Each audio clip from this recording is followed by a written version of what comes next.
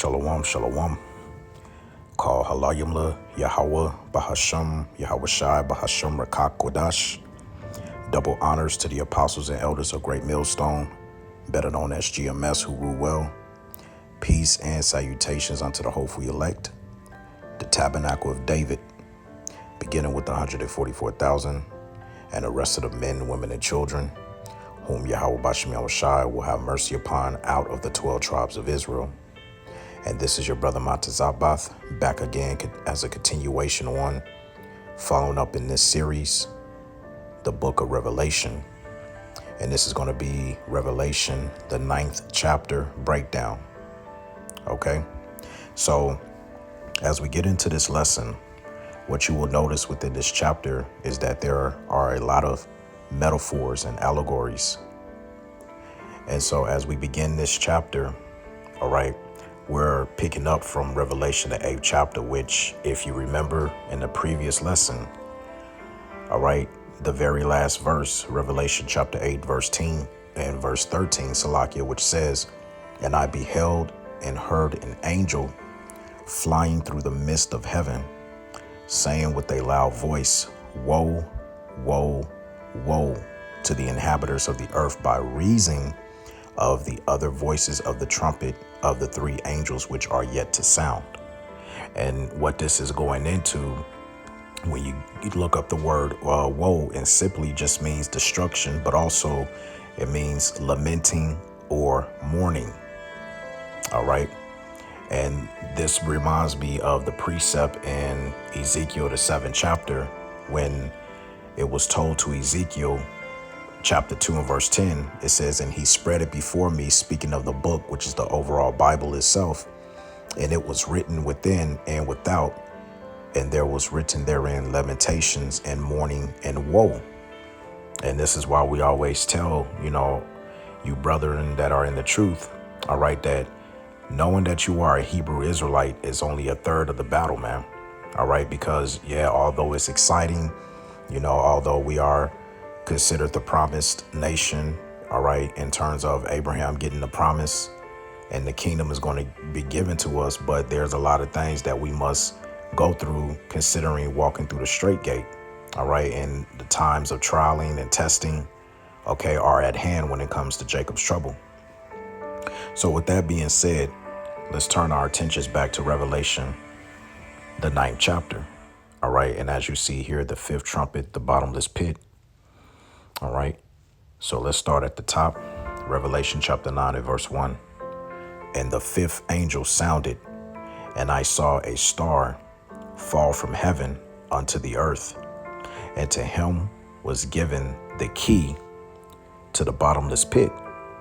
All right, now the 5th angel, okay, represents the first of the last three woes, as we read in Revelation chapter 8 and verse 13. Okay, and the first of these woes, all right, as we're going to get further into it, as we continue to read down, represents World War I. And so, as it says about to give him, or Salakia, to him was given the key of the bottomless pit. The bottomless pit represents Europe. And how do we know that? Because number one, Europe, all right, has a lack of natural resources, all right. And when you deal with the beast, originally being of the Roman Empire, but now today represents NATO, the EU, and the US, which is Babylon and Great America, i.e. known as the Neo-Roman Empire, all right, essentially came out of Europe, which further proves that the bottomless pit is referring to Europe. Now, also the scriptures tells you that a pit, represents land. And if we get a precept, let's go to 2nd Esdras chapter 5, verses 23 and 24, which says, "And said, O Lord, that bearest rule of every wood of the earth, and of all the trees thereof, thou hast chosen thee one only vine." And that vine represents the nation of Israel. All right, you can also get that in Jeremiah, I believe, the 2nd chapter, verse 24. "And of all lands of the whole world, thou hast chosen thee one pit," you see, "and of all the flowers thereof, one lily." All right, and that land, or that one pit, represents Jerusalem. All right. So that's a precept to prove that when it speaks about the bottomless pit in Revelation, the 9th chapter, is referencing a particular land, which in this case is talking about Europe. All right. So let's go back to Revelation chapter 9. All right. Leaving off from verse 1, we're going to go into verse 2, and it reads, "And he opened the bottomless pit, and there arose a smoke out of the pit, and as the smoke of a great furnace, and the sun and the air were darkened by reason of the smoke of the pit." All right. And this is referring to, once again, World War One. Now, throughout this lesson, all right, I'm going to be showcasing pictures so that you can get a visual aspect. And so the first picture that I have here is an indication taken from an aerial view during World War One. All right. And so this is an example of the vision that John the Revelator saw. All right. Pertaining to that first woe, the vision that he was given. All right. The smoke. All right. Coming up from the bottomless pit. All right. And so it makes it easier if you can visualize, all right, what's actually being said, to put all the pieces together. Right. So let's read that again. Verse 2. "And he opened the bottomless pit, and there arose a smoke out of the pit as the smoke of a great furnace, and the sun and the air were darkened by reason of the smoke of the pit." All right. And that's an example of what it's actually referring to. Right. So it says, verse 3, "And there came out of the smoke locusts upon the earth, and unto them was given power as the scorpions of the earth have power." Now, this is metaphorically speaking of during World War One. This is referencing of the fighter planes during that time. And so what you have to take into account when John the Revelator was writing the vision, obviously he wasn't going to write down that it was an airplane, because there was no such technology back then, 2,500 plus years ago. So John the Revelator had to explain it in a way that it best understood to him. So he described these fighter jets as locusts within the air. Okay. Now, when it says, and unto them, meaning these fighter jets that John the Revelator saw, but related to them as locusts, was given power as scorpions on the earth have power. And this is referencing their tail guns. All right. So to give you an example of what John the Revelator saw, all right, there's an image. Now, this is one image that I found. And as you can see in the background, all of these, different planes found in the background from a distance, all right, they easily will look like locusts. All right.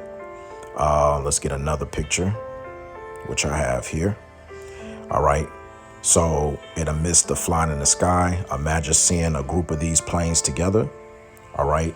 And to the, naked eye, all right, or from a far distance, I should say, they can easily pass as looking like, a bunch of locusts. Right.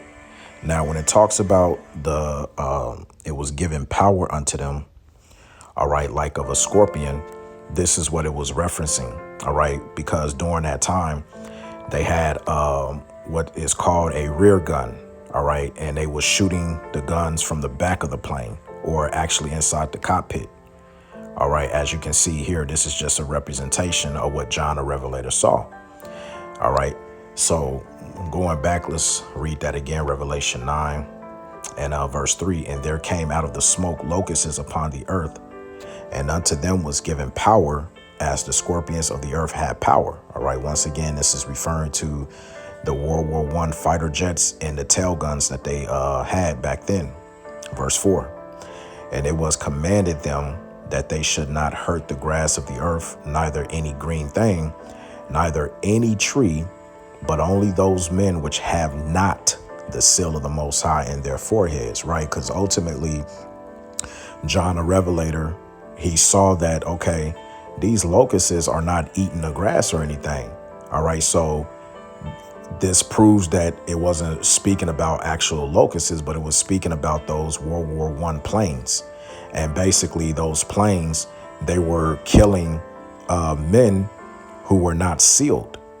All right. They were not of the elect, because back then, around that time, between 1914 and 1918, during the time of World War I, you had elect men, okay, that have been exempted from judgment. They weren't killed. Now you may ask, well, why was that? Because those men, okay, they were sealed from the Heavenly Father, because through their seed line, they would have had to produce sons, okay, up until this point in time at 2024, who are deemed the elect. And the Lord, he can work out things like that, to produce offspring, to produce seed. All right. Your son, your son's son, your son's son's son, up until this point in time. All right. For that son to be found written in the book of life. That's why it says, but only those men which have not the seal of the Most High in their foreheads. And you can liken this seal back to the precept in Ezekiel, the 9th chapter, where it talks about that mark.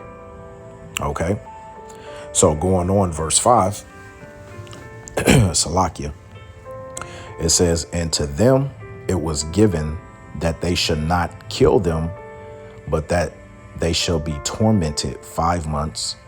And their torment was as the torment of a scorpion when he striketh a man.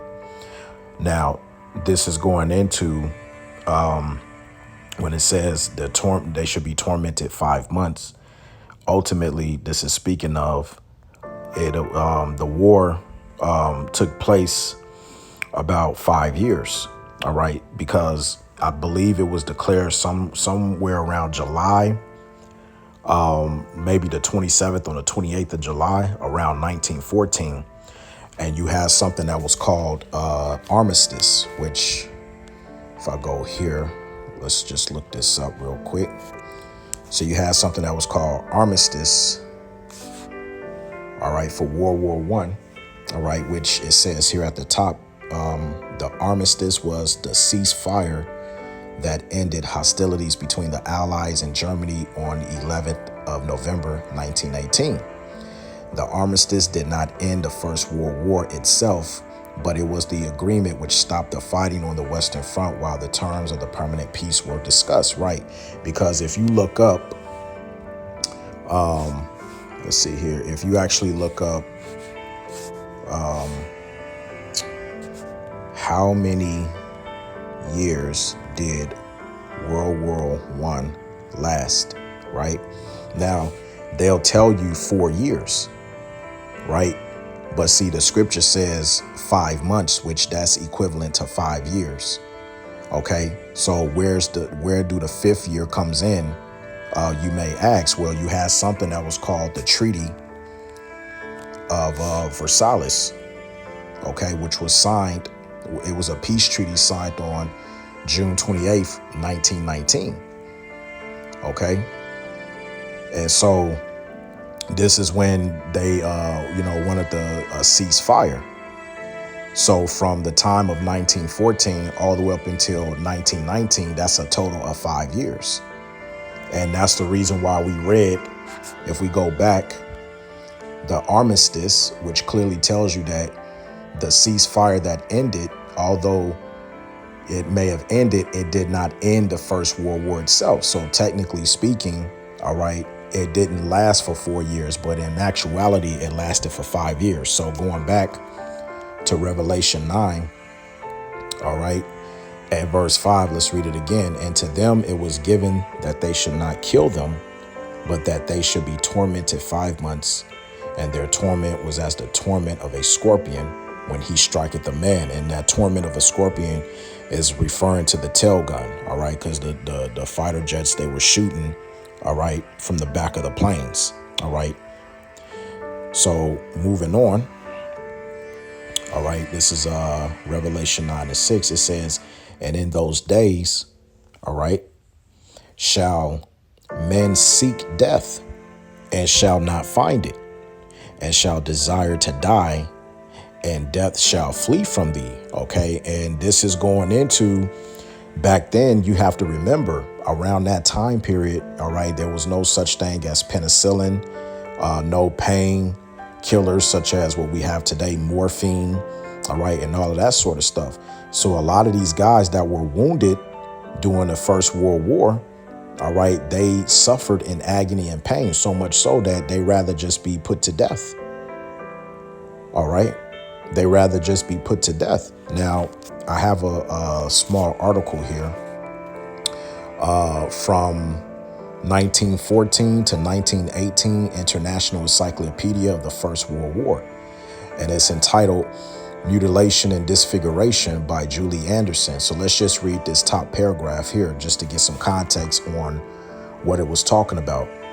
It says the First World War created disfigured and mutilated bodies on a grand scale, and never before had the bodies of soldiers been so devastated by a conflict. Developments in established weapons such as cannons and machine guns, and terrifying innovations such as poison gas created a relative army of disfigured and mutilated men. Now, some men lost multiple limbs and sensory organs such as eyes, and no part of the body was safe from the potential of severe and life-changing wounds. Owing to new and advanced medical specialties, surgical techniques, technical innovations, soldiers survived wounds that in previous conflicts might have killed them. Wounds healed, but often bodies were left badly disfigured and mutilated. These men had to manage not only the result of their bodily wounds, but also their emotional trauma and their new role as disabled veterans. For these damaged men, their war was over, but recovery, rehabilitation, and reintegration presented a new set of challenges.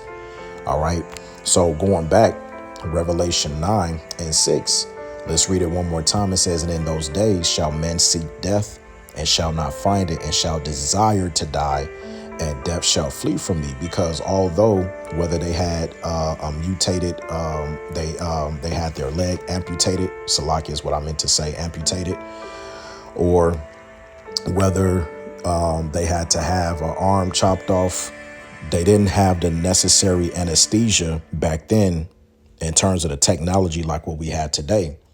And a good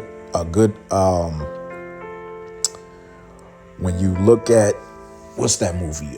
How many of you guys, and just put it in the comment section if you know what I'm talking about. There was a movie called Men of Honor, right?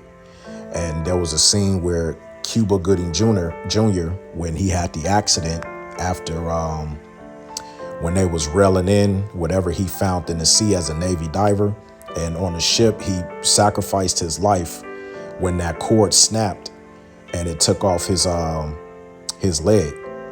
And there was a scene where he went through surgery and they attached it back, but then he had to have it amputated. Now, back then, the reason why I brought up this scene is because back then they had no anesthesia or anything.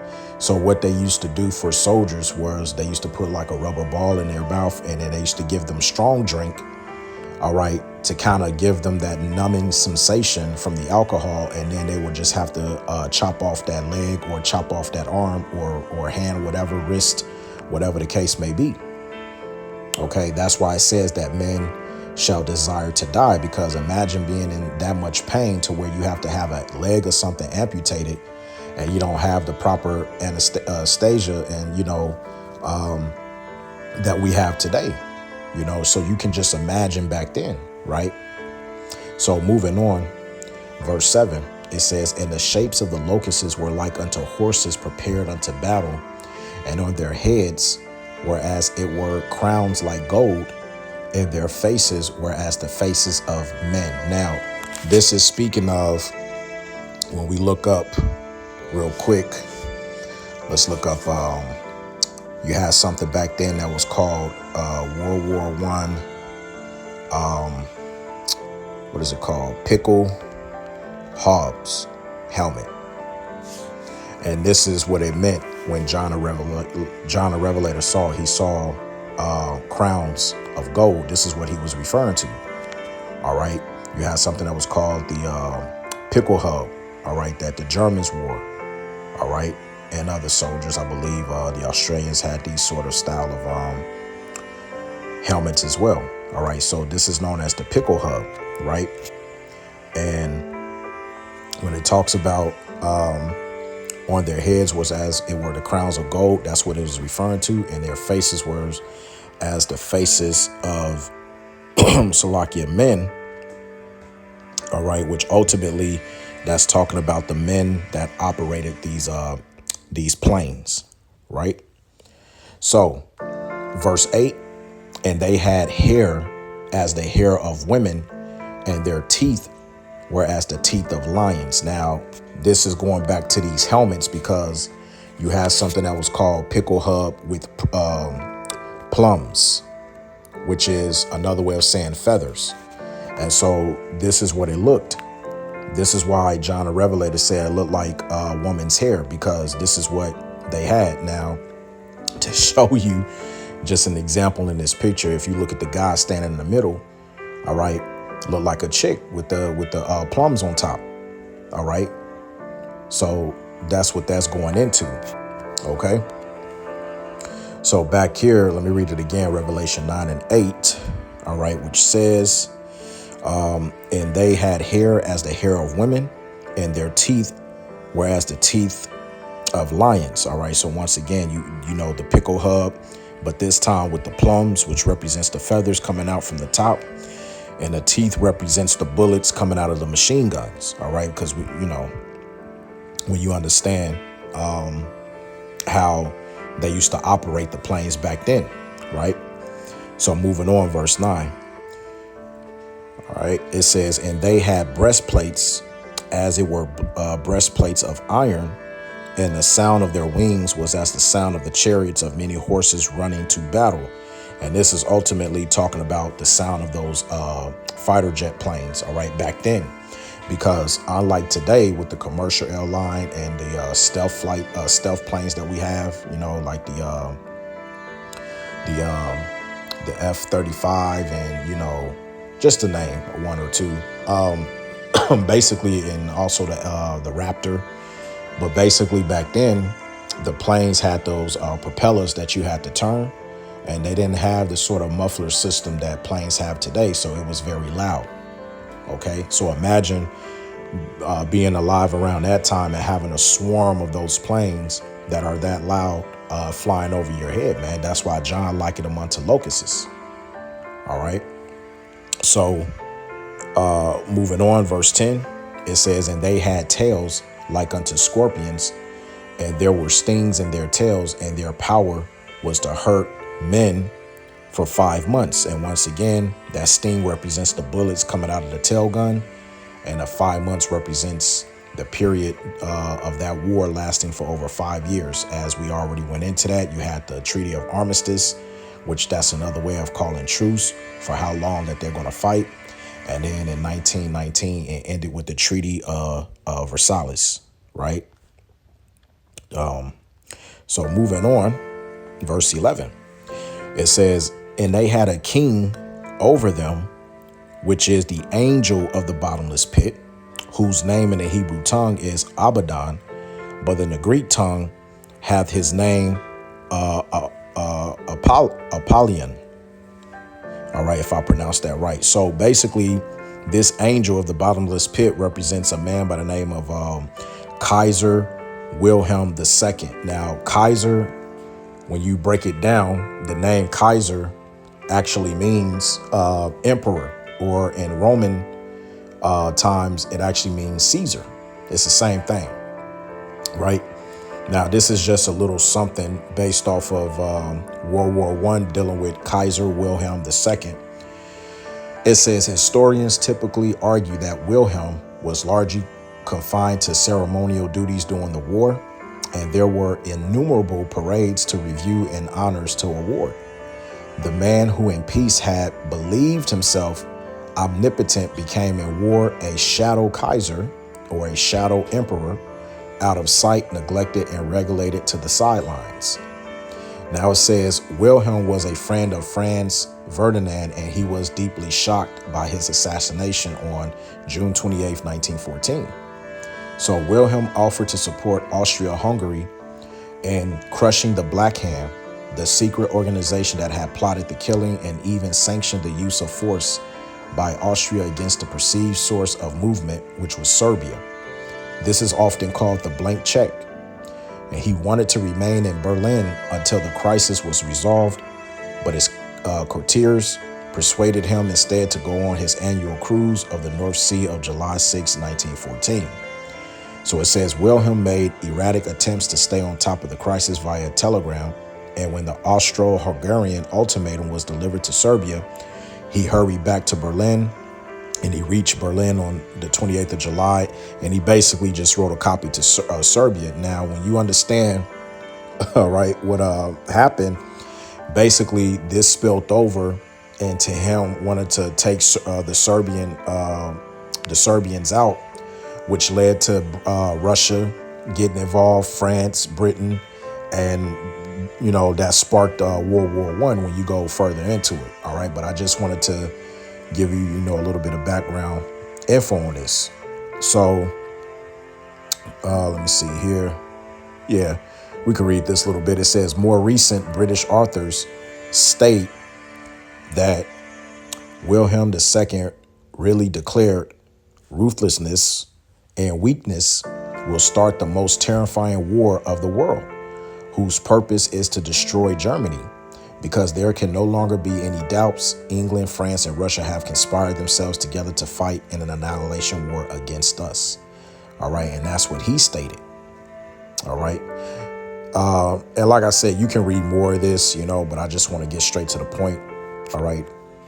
So when it talks about that king, all right, or that angel, I should say, not king, Salakia, slip of the tongue, that angel in verse 11, that's speaking of Kaiser Wilhelm II. So verse 12 going on, it says, one woe is past, which represents World War I.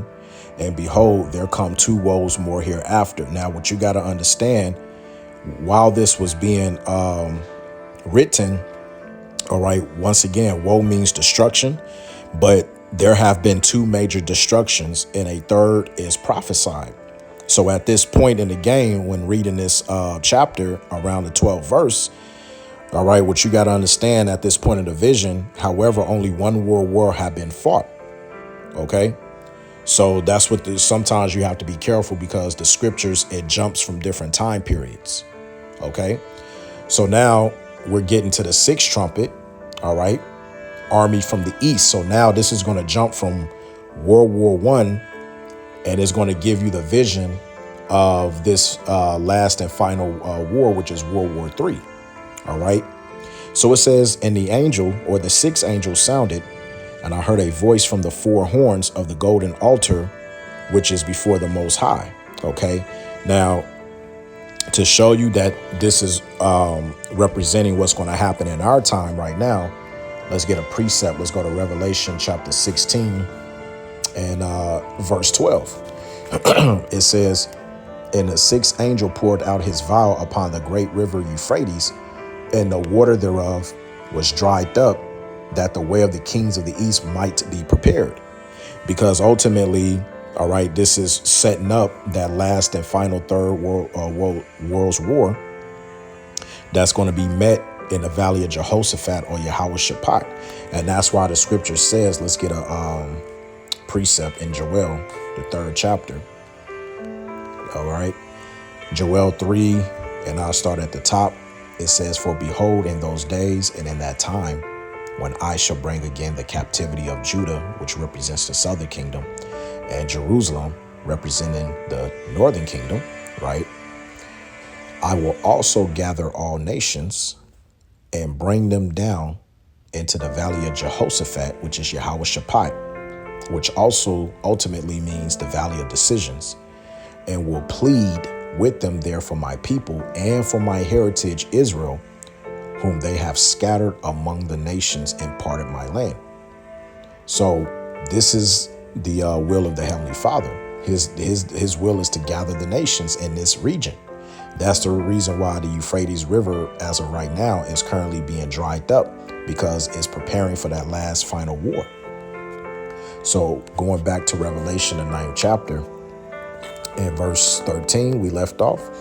It says, and the sixth angel sounded, and I heard a voice from the four horns of the golden altar, which is before the Most High, saying to the sixth angel, which had the trumpet, loose the four angels which are bound in the great river of Euphrates, which, as we read in Revelation, the 16th chapter, okay, the focal point of this third world's war, okay, will be the focus in the so-called Middle East, or in the Levant region, okay, which is the valley of Yehoshaphat, okay, or Jehoshaphat. So it says, verse 15, and the four angels were loosed, which were prepared, okay, for an hour and a day and a month and a year, for to slay the third part of man. Now, before we break this part down, understand something. Going back to verse 14, a lot of people get this mixed up, and they actually think that there are angels over there right now that are mysteriously bound and trapped underground. And that's not what that's talking about. This is where it becomes highly important that you learn how to go into your words. So let's pick out this word bound in the Greek. All right, we're going to show you. All right, now it says here in the outline of biblical usage, to bind, tie, fasten, to bind, fasten with chains, to throw into chains. See, somebody that's under, see, brother, that's the angels, they bound in chains. It tells you right there. All right, that's not it. Or the correct context, I should say. Now, remember, I stated that this chapter has many metaphors and allegories, right? So metaphorically speaking, part B, it says, Satan is said to bind a woman bent together by means of a demon as his messenger, taking possession of the woman and preventing her from standing upright. Or number 2, to bind, put under obligation of the law, duty. And that's the actual correct definition right here. All right. Because when you understand the volume of the book, okay, angels, let's get a quick precept. Let's go to the Apocrypha and let's grab Sirach chapter 39 and verse 28. It says, there be spirits that are created for vengeance, which in their fury lay on sore strokes. In the time of destruction, they pour out their force and appease the wrath of him that made them. And Salakia for the background noise of the dog. Verse 29, it says, fire and hail and famine and death, all these were created for vengeance. It says teeth of wild beasts and scorpions, serpents, and the sword punishing the wicked to destruction. And here's the main point. It says they shall rejoice in his commandment, and they shall be ready upon earth. The key part there in this verse is ready upon earth when need is, and when their time has come, they shall not transgress his word. And so when you understand that, now you can understand why this definition is the one that gives the correct context prior to reading that particular verse. Because these angels, these four angels, they were put under obligation of the law. They had a duty to carry out when the time was, to be presented. Right now, if you want to go further, Strong's definition, just to give you some more edification, it says a primary verb to bind in various applications, literally or figuratively.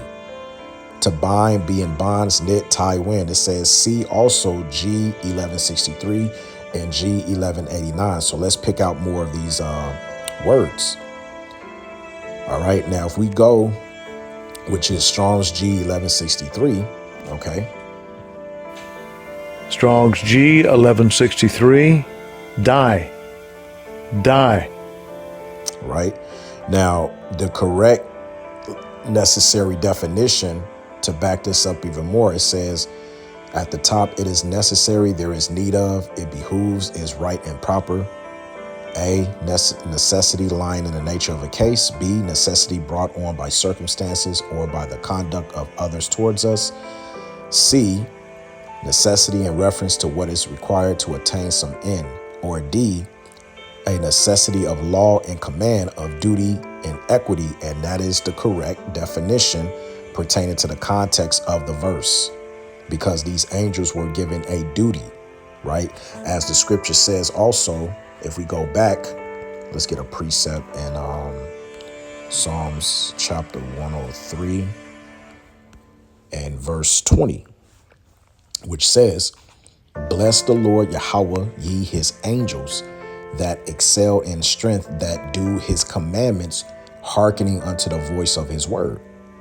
So that shows you that when you go back to Revelation, the 9th chapter, all right, and particularly the 14th verse, let's read it again, saying to the sixth angel, which had the trumpet, loose the four angels which are bound.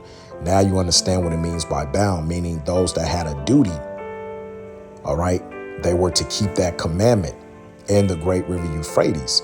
And it gives it away in the very next verse, verse 15, because it goes on to say, "And the four angels were loosed, which were prepared." This is the part that people always overlooks. It says, which were prepared for an hour. So in one sentence, people believe that they were actually bound because the Lord kept them in chains, all right, in darkness. But here it's telling you that when they were loose, they were prepared. So which one is it? Did he actually have them bound in chains, or did he have them to stay ready for that command? All right, which ultimately their main job, they were prepared for this final hour to wreak havoc. So let's read it again. Revelation 15, it says, "And the four angels were loosed," okay, meaning they were given the command, "which were prepared for an hour and a day and a month and a year for to slay the third part of man." So ultimately, this is going into Esau, Edom, because the Bible speaks about three classifications of men. You have the sons of God, you have the sons of the wicked, which are the other heathen nations. The sons of the God represents the Israelites today. But then you have the sons of the wicked. Okay, that's the third part of man. And the sons of the wicked are Esau, Edom. Okay, so it says, verse 16, "And the number of the army of the horsemen were 200,000, and I heard a number of them going into the ICBM missiles." Okay, now this is a new time period, okay, which is a future prophecy, which the horsemen in this context represents the ICBM missiles. All right. And where it talks about the 200,000, it represents 200 million warheads. Now, a precept, which I don't think Blue Letter will have it. No, they don't. Now, a precept to this is, let's go from there to Joel, the 2nd chapter. All right. Now, let's start at the top, because John the Revelator saw these missiles as horsemen. All right. And Joel backs it up. This is Joel chapter 2 and verse 1. "Blow ye the trumpet in Zion, and sound an alarm in my holy mountain. And let all the inhabitants of the land tremble, for the day of Yahweh cometh, for it is nigh at hand. A day of darkness and of gloominess, a day of clouds and of thick darkness, as the morning spread upon the mountains, a great people and a strong, there have not been ever the like, neither shall be any more after it, even to the years of many generations." Right? Because this is going to be the war to end all wars. This is the last war, man. And after this, there's not going to be any more war anymore. It tells you that in Isaiah, the 2nd chapter.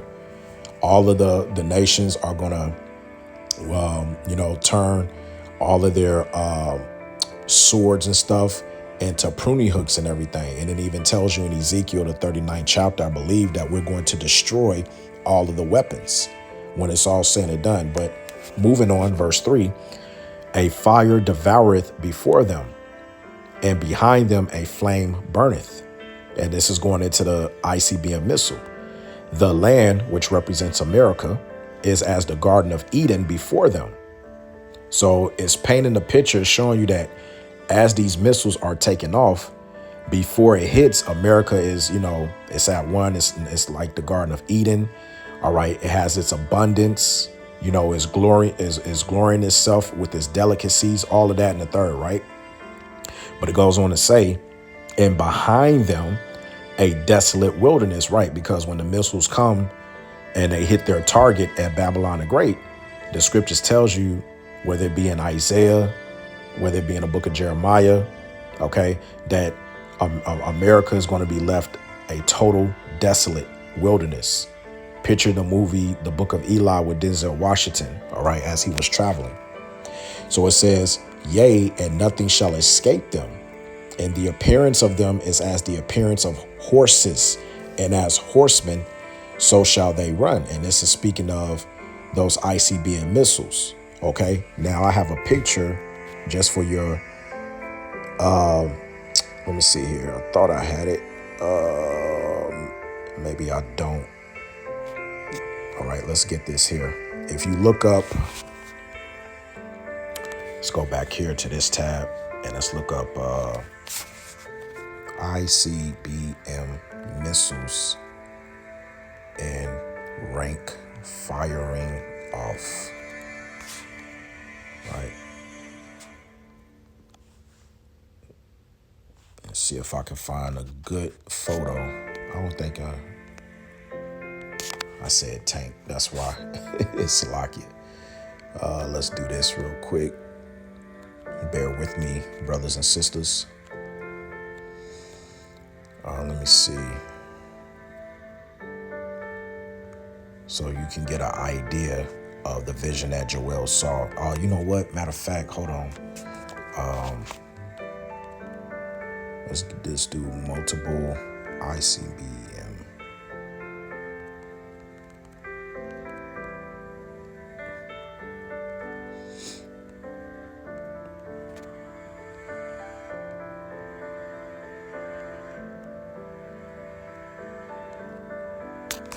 Or let me just type this in. Let's do multiple missiles shot off. All right, so just so you can get an indication,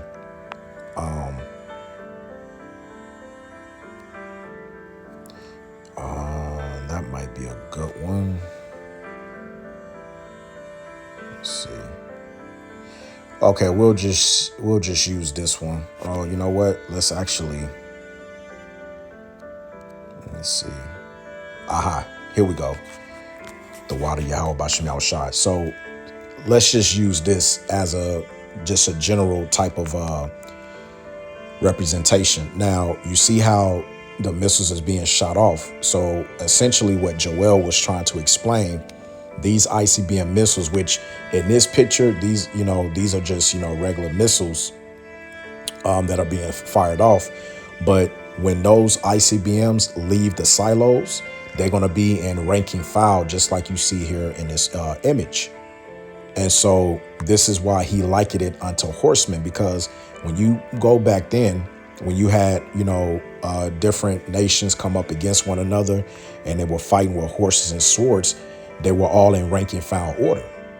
And that's the same thing that's going to happen when these nations hit the button to fire those missiles. When those missiles are fired off at the same time, they're going to be in a rank and file order, so to speak, and they're not going to break their rank.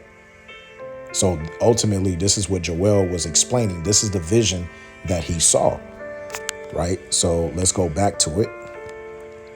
Verse 4, Joel chapter 2, verse 4, the appearance of them is as the appearance of horses, and as horsemen, so shall they run, which ultimately lines up with Revelation, the 9th chapter, on what John the Revelator saw about those horses being of 200,000, and that represents the 200 million warheads, right? Verse 5, like the noise of chariots on the tops of mountains shall they leap, like the noise of a flame of fire that devoured the stubble, as a strong people set in battle array. Before their face the people shall be much pained, all faces shall gather blackness, right? Because at the end of the day, when people see the missile shot off, all right, they're going to be in fear. They're going to be, pale face. They not going to know what to do, right? And verse 7, it says, they shall run like mighty men, speaking of the ICBM missiles, and they shall climb the wall like men of war, and they shall march everyone on his ways, and they shall not break their ranks. You see that? So going back to this picture, when they shot off that in you got to understand this is the Lord's purpose, because his spirit is going to be in these missiles, meaning they're not going to be deterred. All right. There's not going to be no defense system that's going to be able to stop them from coming. All right. That's why it says they're going to break over the walls. So there's not going to be no type of defense system that's going to be able to stop these missiles from targeting Babylon the Great, which is indeed America. OK, so let's get ready to finish this out. Verse 9, it says, they shall run to and fro in the city. They shall run up the wall. They shall climb up upon the houses. They shall enter in at the windows like a thief. And this is speaking about the blast. All right. When that blast hits, that radiation, how the blast goes through all the neighborhoods and stuff, knocks out the buildings, blasts the windows and stuff like that. That's what it means. All right. So going back, Revelation 9. All right. And we almost there, getting there. So we left off at verse 16. It says, and the number of the army of the horsemen were 200,000.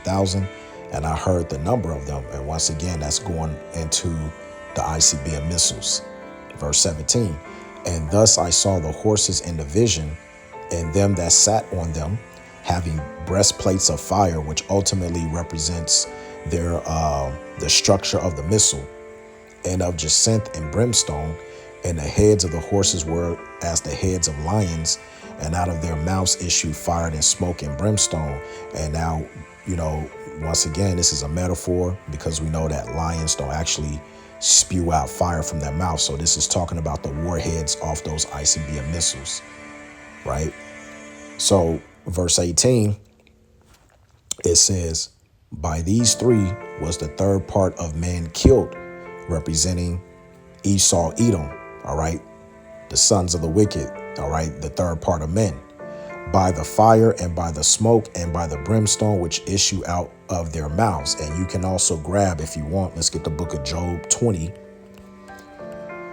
And I'll start at verse 22. In the fullness of his sufficiency, he shall be in straits. Speaking of Edom, Esau, Edom, and every hand of the wicked shall come upon him, which ultimately that word wicked goes into labor. Verse 23, when he is about to fill his belly, the Most High shall cast the fury of his wrath upon him, and shall rain it upon him while he is eating. And ultimately, this is speaking of him establishing his new world order, because when these devils get everything together and they mandate the RFID C-HIP, which is the mark of the beast, they're going to sit down at the table feasting, bringing all of the sheeps to the slaughter, and thinking that they're going to establish this one world government. And while they're going to try to attempt to do that, that's when Yahweh Ba'Shem Yahushua is going to step in and continue on reading. It says in verse 24, and he shall flee, meaning Esau is going to flee from what? The iron weapon, and the bow of steel shall strike him through. And what is this talking about? That's talking about those missiles. You see? So he's not going to escape. Verse 25, it says, it is drawn and cometh out of the body, yea, the glittering sword cometh out of his gall, and terrors are upon him. All right, because ultimately that glittering sword goes back to Isaiah, the 34th chapter, which is a sword that's bathed in heaven. All right, and it's going to come down upon Idumea, which is that missile. Isaiah chapter 34 and verse 5, for my sword shall be bathed in heaven, and behold, it shall come down upon Idumea, which Idumea is the Greek way of saying the word Edom. And it says, and upon the people of my curse to judgment. And it says, the sword of Yahweh is filled with blood. It is made fat with fatness, and with the blood of the lambs and goats, and with the fat of the kidneys of rams. For Yahweh hath a sacrifice in Basra. And what is modern day Basra today? America. Because ultimately America is the top power structure of Esau Edom's rulership. All right, along with the beast system that makes up this power structure, which ultimately involves NATO and the EU. And America sits on top of that. It says, in a great slaughter in the land of Idumea. So there you have it. It's talking about the missiles. Okay.